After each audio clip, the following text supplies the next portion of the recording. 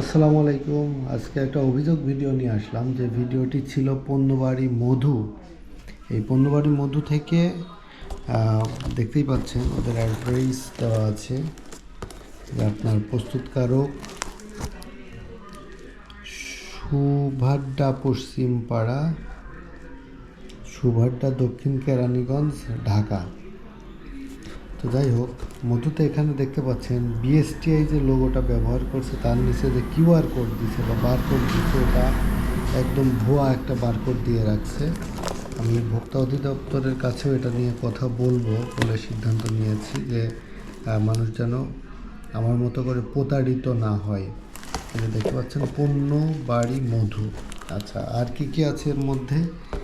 আর আছে সবথেকে গুরুত্বপূর্ণ বিষয়, যে পণ্যবাড়ি মধু এদের হচ্ছে 1 লিটার। আচ্ছা, বুঝলাম। এখানে আপনি চারপাশ ঘুরে একটু দেখুন, তারপরে আমি ক্লিয়ার করে দিচ্ছি। এটা হচ্ছে প্রথম পণ্যবাড়ি 1000 ml। আচ্ছা, তারপরে এটা কি বেনিফিটসগুলো আছে, তারপরে ম্যানুফ্যাকচার ডেট দেওয়া আছে। তারপরে কি আছে, এদের মধ্যে কি পরিমাণ এনার্জি বা ক্যালোরি দেওয়া আছে, ন্যাচারাল সুগার, সব কিছু দেওয়া আছে, বুঝলাম। আর এখানে দেখেন লেখা আছে যে ওই সুগারটা যেটা বললাম কেরানীগঞ্জ, ঢাকা, তার নিচে আছে বিএসটিআই লোগো, তার নিচে আছে বিডিএস সিএসি 12। তারপরে মোবাইল নাম্বার দেওয়া আছে তাদের 0186098663। আচ্ছা, এখানে আবার আমরা ফ্রন্ট সাইডে চলে আসলাম। তো একটা বোতলে দেখেন, দুইটা বোতলে একই সিস্টেম বা একই করে তারা মধুগুলো সেল করছে। কিন্তু এখন প্রশ্ন হচ্ছে, এখানে যে বিডিএস বা বিএসটিআই যে নাম্বারটি দেওয়া আছে বা বিএসটিআই লোগো যে ইউজ করছে, তা আপনারা 100-তে 100% বা 110% ধরে নেন এরা ভুয়া বিএসটিআই ইউজ করছে, কারণ এদের কাছে বিএসটিআইয়ের কোনো কাগজ নাই। আর বিএসটিআই কখনো বাংলাদেশি প্রোডাক্টের যেখানে বাংলা থাকবে না ফ্রন্ট পেজে বা ফ্রন্ট লাইনে, তাদের অনুমোদন কখনোই দেয় না।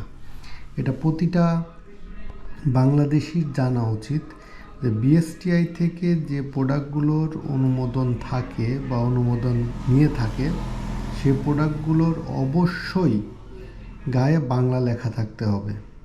আর যেহেতু এটা বাংলা লেখা নাই, এটা শুধু তাদের ইচ্ছা মতো বিএসটিআই লোগোটা ব্যবহার করছে।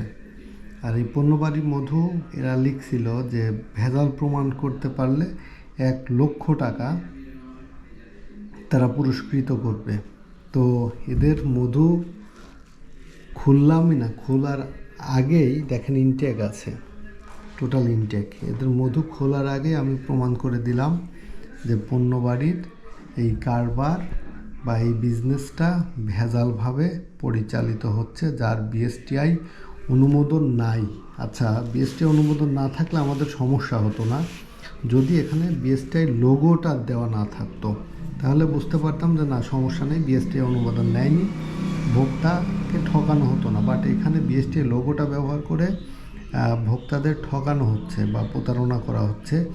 আমি যথাযথ কর্তৃপক্ষের কাছে অবশ্যই জানাই, যেন এইসব ঠকবাজ, বাংলাদেশে যারা ঠকবাজ বিজনেসম্যান আছে, তাদেরকে তারা দমন করুক। আর এটা মধুর কোয়ালিটি কেমন হবে, এটা পরবর্তীতে দেখার বিষয়। যেহেতু এটা শুরুতে হেডলাইনই যদি ভুয়া জিনিস দিয়ে থাকে, তাহলে ভিতরে নিশ্চয়ই ভালো কিছু আমরা পাবো না। এটা মোটামুটি নিজে থেকে কনফার্ম থাকা যায়।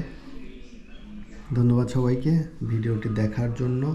বেশি বেশি করে শেয়ার করবেন।